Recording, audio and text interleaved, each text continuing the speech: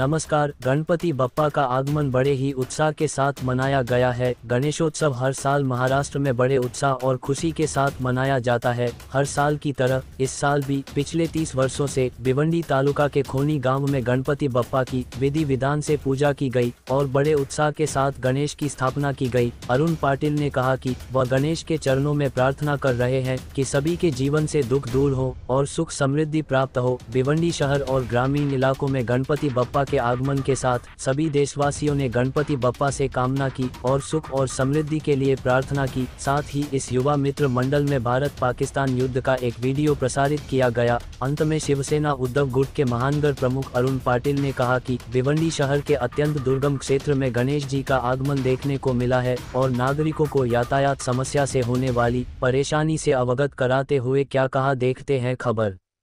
सर्वप्रथम समस्त भारतवासियांना श्री गणेश उत्सवाच्या हार्दिक शुभेच्छा।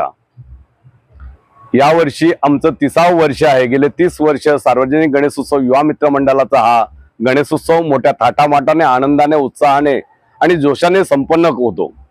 या वर्षी आम्ही विषय घेतलाय किती सहन करायचा हा पाकिस्तान पुरस्कृत आतंकवाद। गेल्या 70 वर्षामध्ये पाकिस्तानने आतापर्यंत 3 युद्ध आमच्यावरती लादलं। अनेक आतंकवादी हमले त्यांनी केले।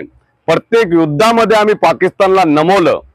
मात्र आमच्या हृदयाला झालेल्या ज्या वेदना आहेत त्या तशाच्या तशा ताज्या आहेत।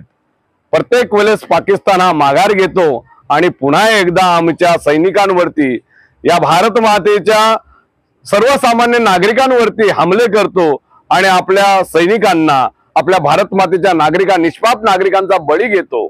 या पाकिस्तानचा बंदोबस्त कधी होईल आणि कोण करेल असा प्रश्न आज आम्ही विचारत आहोत। आणि तो प्रश्न प्रत्येक भारत मातेच्या या सुपुत्राच्या मनामध्ये आहे की पाकिस्तान हा विषय कधी संपेल किंवा नाही आणि पाकिस्तानचा बंदोबस्त कधी होईल किंवा नाही, अशा पद्धतीची भावना आज प्रत्येक भारत मातेच्या सुपुत्राच्या मनामध्ये आहे। ती भावना आज आम्ही इथे मांडलेली आहे। आतापर्यंत अनेक सैनिकांचा बळी गेलेला आहे, अनेक सर्वसामान्य नागरिकांचा बळी गेलेला आहे आणि अजून किती आमच्या नागरिकांचा बळी जाणार आहे, किती अजून सैनिकांना वीर मरण येणार आहे, अशा पद्धतीचं हे जे आहे प्रश्न आज आम्ही गणपती बाप्पाला इथे विचारलेला आहे की हे गणराया, आमच्या भारत देशामध्ये जातीय सलोखा, सामाजिक एकता आणि राष्ट्रीय एकात्मता कायम राहावी व या कायम राहण्याच्या दृष्टिकोनातनं पाकिस्तान हा अडथळा ठरत आहे।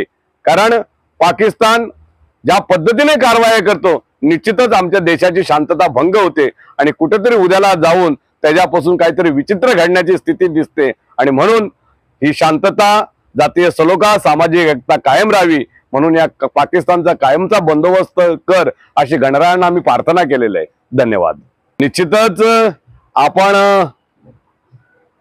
डीसीपी साहेबांनी जी मीटिंग घेतली होती त्या मीटिंग मध्ये आपण या खड्ड्यांविषयी बोललो होतो की प्रत्येक वर्षी हा सण येतच असतो आणि पुढल्या वर्षी सण कोणत्या तारखेला, कोणत्या दिवशी आहे याची माहिती आपल्याला सर्व प्रशासनाला, सर्वसामान्य नागरिक सर्वांना असते। कारण कॅलेंडरवरती पुढल्या वर्षीची तारीख लिहिलेली असते आणि मग गणरायांचं आगमन होते तरी देखील खड्डे बुजवायचं काम सुरूच असतं। या वर्षी तर ट्रॅफिकने रेकॉर्ड तोडलेला आहे। कारण ठाणे, भाईंदर या इकडच्या नागरिकांना त्रास होऊ नये म्हणून ठाणे भाईंदर रोडने अहमदाबाद रोडला जाणारी जी ट्रॅफिक आहे, ज्या गाड्या आहेत त्या भिवंडी मार्गाने तिकडच्या वळवलेल्या आहेत। त्यामुळे भिवंडीच्या नागरिकांना अतोनात त्रास सहन करावा लागलेला आहे।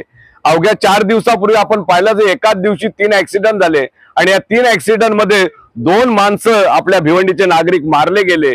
याचं दुःख आमच्या मनामध्ये आहे आणि निश्चितच सांगतो की गणराया या अधिकाऱ्यांना, या कर्मचाऱ्यांना सद्बुद्धी देवो आणि वेळेच्या आधी एक रस्ता दुरुस्तीचं काम पूर्ण करून घेवो अशी मी गणरायाचरणी प्रार्थना करेन। कारण या अधिकाऱ्यांच्या कानावरती तो मी तेव्हाच ओरडून बोललो होतो, अगदी अट्टासाने सांगितलं होतं, मात्र त्याच्यावरती काही कारवाई झालेली नाही।